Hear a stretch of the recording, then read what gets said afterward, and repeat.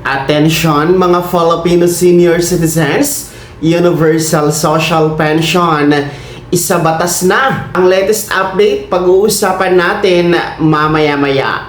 Hello mga ka-vlogs! Welcome dito sa aking YouTube channel. Magandang araw po sa lahat ng mga manonood. Saan po kayong dako sa mundo? Kumusta mga ka-vlogs? Well, eto mga senior citizens, ating pag-uusapan ang Universal Social Pension Bill. Dahil napapanahon na ito na dapat na talagang isa batas. So, ang latest update ating aalamin.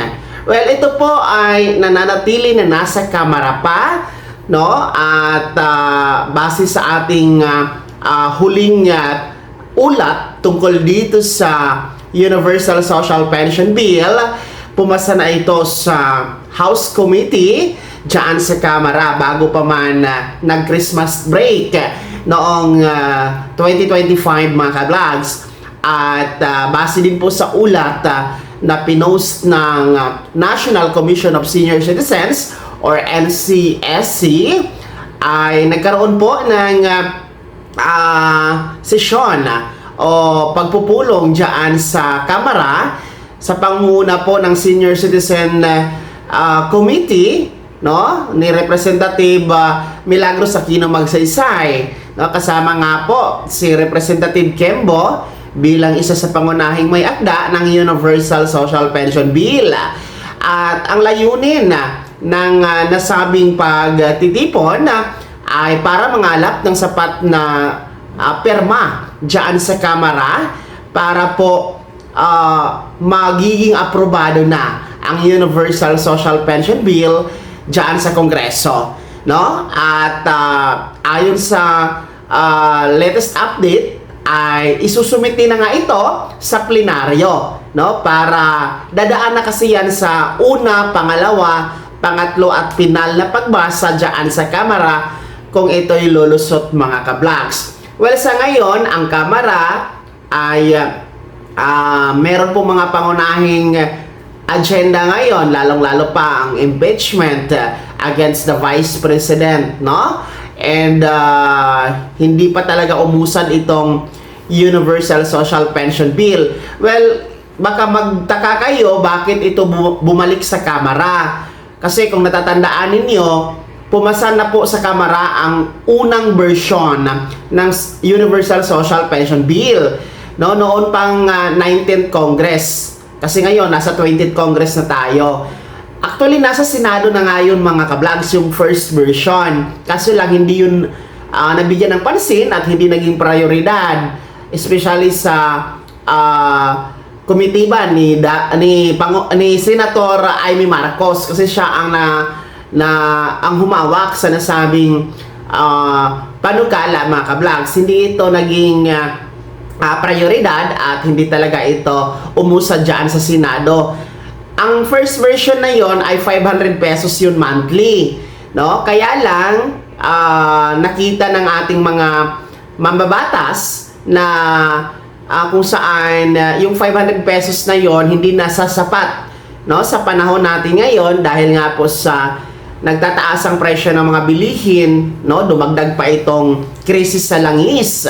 Talagang nagsisipa po ang mga presyo ng mga pangunahing bilihin. Kaya nga po nagkaroon ng substitute bill. Ito nga po yung final dyan sa Kongreso na yung 500 pesos ay itaas sa 1,000 pesos. So yun po yung naging substitute bill na sinasabi ko na pumasa na sa House Committee bago po nag-Christmas break noong 2025. So kahit pa paano, yung 1,000 pesos na yon, malaking tulong na din po sa mga pangangailangan ng ating mga nakakatanda. Pero sa ngayon, no, since ano pa nga tayo ngayon, April pa, no, last December pa naman yun inaprobahan sa House panel, sana magiging prioridad din po, no, mapasama sa priority agenda ng Kongreso, mga mahahalagang panukala na dapat talakayin bago po magtapos ang 20th Congress or bago man lang magtapos ang taon na ito mga ka-vlogs,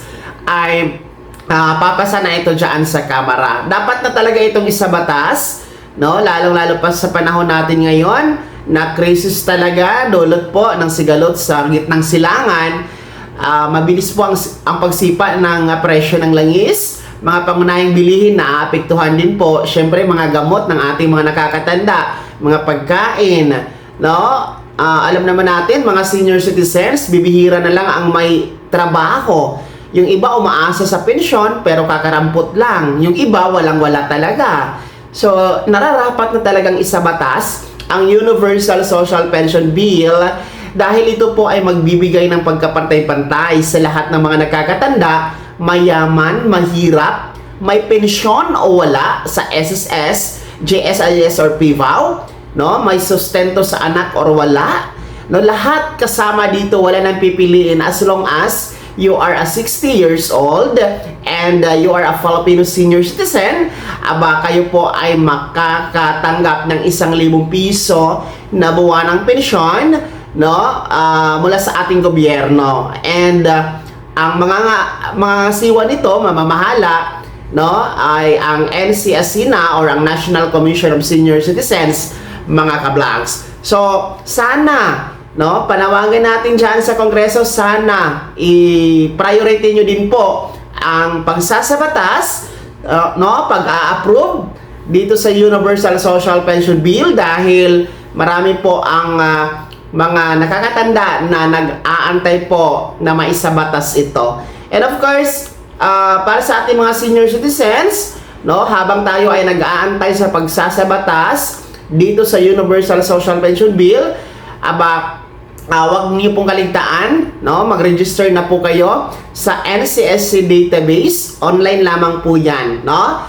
Sa ngayon kasi nasa mahigit 9 milyon na ang nakarehistro diyan. At madali lang kasi kayong mapasama sa Universal Social Pension Bill kapag naitala na po kayo diyan sa database ng NCSC, no?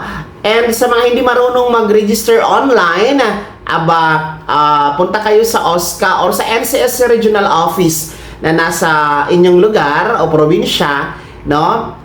Dahil sila po ay nag-a-assist para kayo ay iparehistro. Wala po yung bayad. Importante, marehistro kayo, mga lolo at lola. Yan po ang pinaka-latest update ngayong buwan ng Abril. As of today, April 21, 2026, ang Universal Social Pension Bill nasa Kamara pa. Inaantay pa natin ang pag-usad, mga ka-vlogs. Kaya naman, ano po yung panawagan sa Kongreso hinggil dito sa pagpaprioridad sa Universal Social Pension Bill?